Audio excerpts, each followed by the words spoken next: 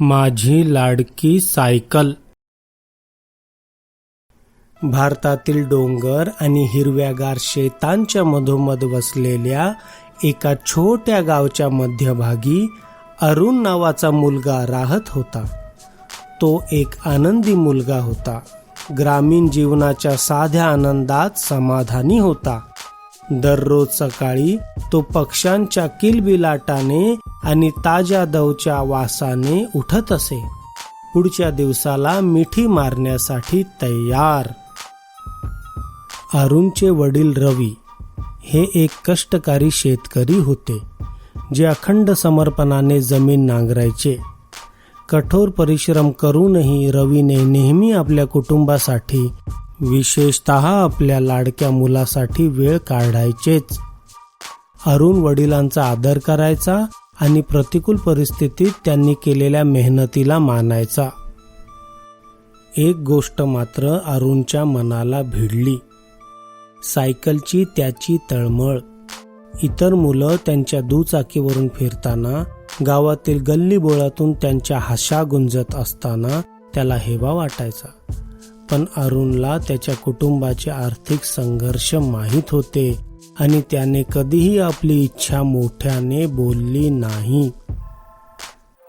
एका संध्याकाळी सूर्य क्षितिजाच्या खाली बुडाला तेव्हा रवीने अरुणला आपल्याकडे बोलावले. दुखी चेहऱ्यावर स्मित हास्य आणून त्यांनी एक वचन दिले, ज्याने अरुणचे मन आशेने भरले. बेटा, येत्या हंगामात जेव्हा मी माझे पीक विकेन तेव्हा मी तुला शहरातील सर्वोत्तम सायकल विकत घेऊन देईल बेटा.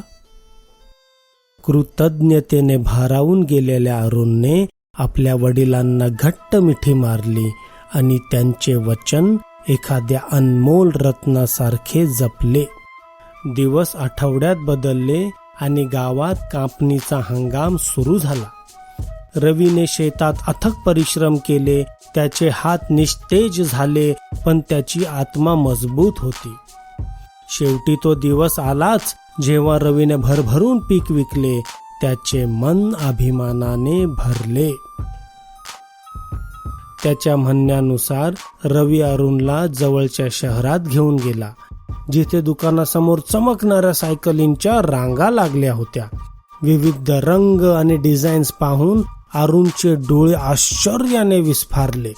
डोळ्यात पितृप्रेम चमकल्याने रवीने आपल्या मुलासाठी योग्य सायकल निवडली. सूर्यप्रकाशात चमकणारी लाल रंगाची सायकल. गावी परत येताना वडील आणि मुलाने निखळ आनंदाचा क्षण साजरा केला. ते घराकडे जात असताना वारा अरुणच्या केसांना स्पर्श करत होता. तथापि नशिबाकडे इतर योजना होत्या. घटनांच्या एका क्रूर वळणावर चोरांचा एक गट त्यांच्या मार्गाने गेला. त्यांचे डोळे दृष्टपणे चमकत होते.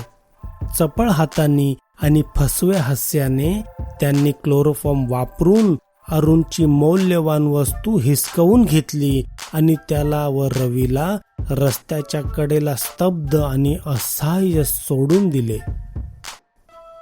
अरुणचे हृदय तुटले. विश्वासघाताचा डंक त्याच्या मनाला टोचत असल्याचे अरुणला वाटले. तो सायकल चालवलेल्या रिकाम्या जागेकडे बघायचा आणि त्याच्या डोळ्यात पाणी यायचे. रवीने रागाच्या भरात मुठ्ठ घट्ट पकडली. त्याचा संकल्प पारखला गेला, पण तुटला नाही. जेव्हा निराशेने त्यांना ग्रासण्याची धमकी दिली तेव्हा सावलीतून आशेचा किरण निघाला. पोलीस पळून जाणाऱ्या चोरट्यांच्या मागावर असल्याने दुरून येणाऱ्या सायरनचा आवाज मोठा होऊ लागला. घाबरलेल्या गुन्हेगारांनी चोरलेली सायकल टाकून अंधारात पळ काढला. पुन्हा दृढ निश्चयाने अरुण आणि रवी लपवलेल्या खजिन्याजवळ पोहोचेपर्यंत शोध घेतात. अरुणची लाडकी सायकल जरा काळवंडलेली पण शाबूत होती. त्यांनी जे हक्काचे त्यांचे आहे ते साध्य केल्याने आनंद त्यांच्या नसांमधून वाहत होता. त्यांचा उत्साह वाढल्याने वडील आणि मुलाने पुन्हा घराकडे सायकल घेऊन प्रवास सुरू केला. अरुणच्या खाली सायकल विजेच्या किरणासारखी फिरत होती. त्याने त्यांच्या राहत्या घराचा उंबरठा ओलांडताच तो घाईघाईने दारातून आत आला आणि त्याची गोष्ट आईला सांगण्यास उत्सुक होता. दुःख आणि आनंद या दोन्ही अश्रूंमधून अरुणने त्या दिवसातील घटना आठवल्या. प्रतिकूल परिस्थितीचा सामना करून विजयी झालेल्या मुलाच्या चिकाटीने त्याचा आवाज गुंजत होता आणि त्या क्षणी जेव्हा ते चूलभोवती एकत्र आले, कौटुंबिक आणि प्रेमाच्या उबदाराने गुंडाळले. अरुणला जाणवले की खरा आनंद भौतिक संपत्तीमध्ये नाही, तर वडील आणि त्यांच्या मुलाच्या अतूट बंधनात आहे.